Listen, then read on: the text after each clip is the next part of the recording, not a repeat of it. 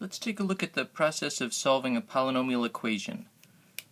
We're going to use several tools, the rational zero theorem, sometimes it's called the rational root theorem, Descartes' rule of signs, and synthetic division.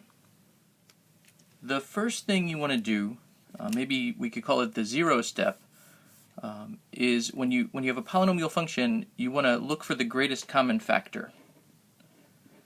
There's not always going to be one, but in this case we see that all the terms on the left hand side are divisible by x cubed.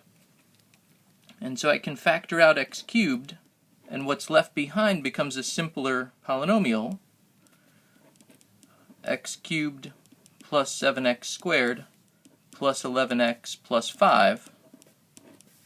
And now the principle of zero products allows me to simplify my equation by setting the factor x cubed equal to 0 and setting the other polynomial factor equal to 0. Of course, the first equation gives us a solution. X equals 0 is the number that makes x cubed equal to 0.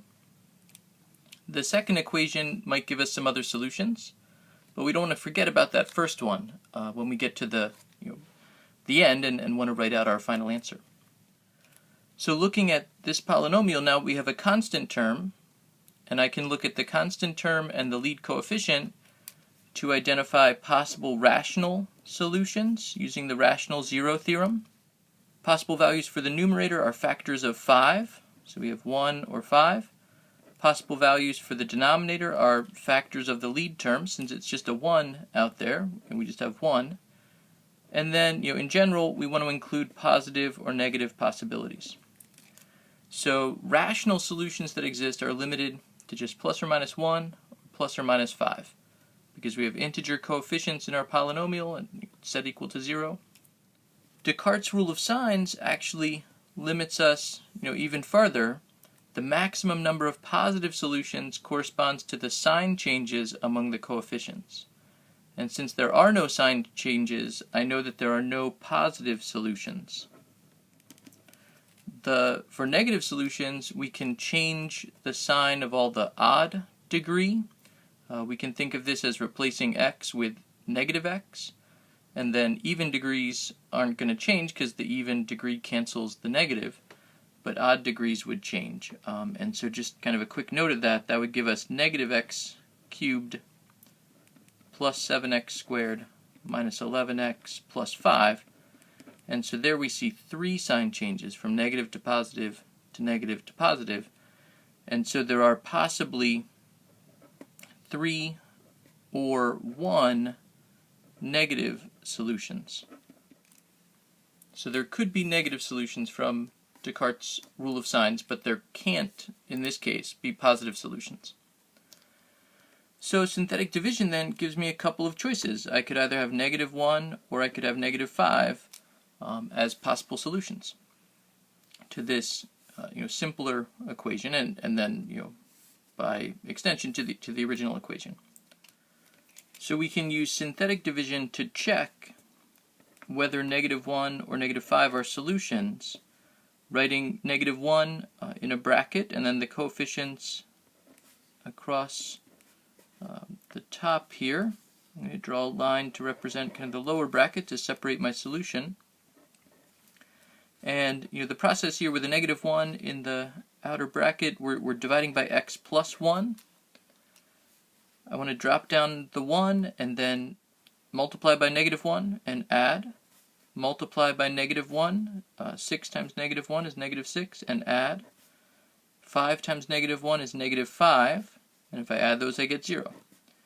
So the fact that this is 0,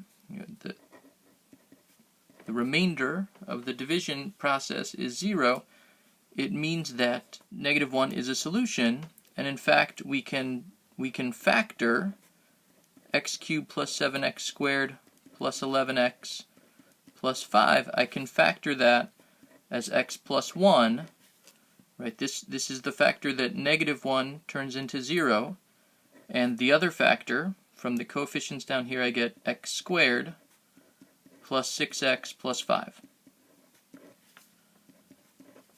And so my equation becomes an even simpler equation the x plus 1 factor represents -1 as a solution.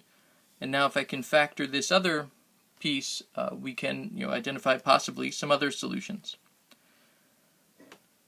Well, this factors as x plus 5 times x plus 1.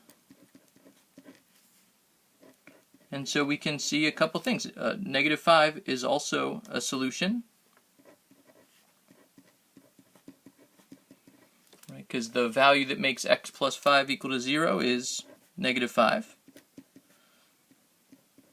And the multiplicity of -1 as a solution is 2. Because I can write this most simply as x plus 1 squared times x plus 5. And so this is actually a double solution. So my solution set includes 3 numbers. The original equation has solutions of 0 from the x cubed factor, -1, and -5. Descartes' rule of signs said that there could be 3 or 1 negative solutions. It turns out there are 2 negative solutions, but the -1 is a double solution. So counting that multiplicity, we have 3 negative solutions. I hope you enjoyed the video. Thanks for watching.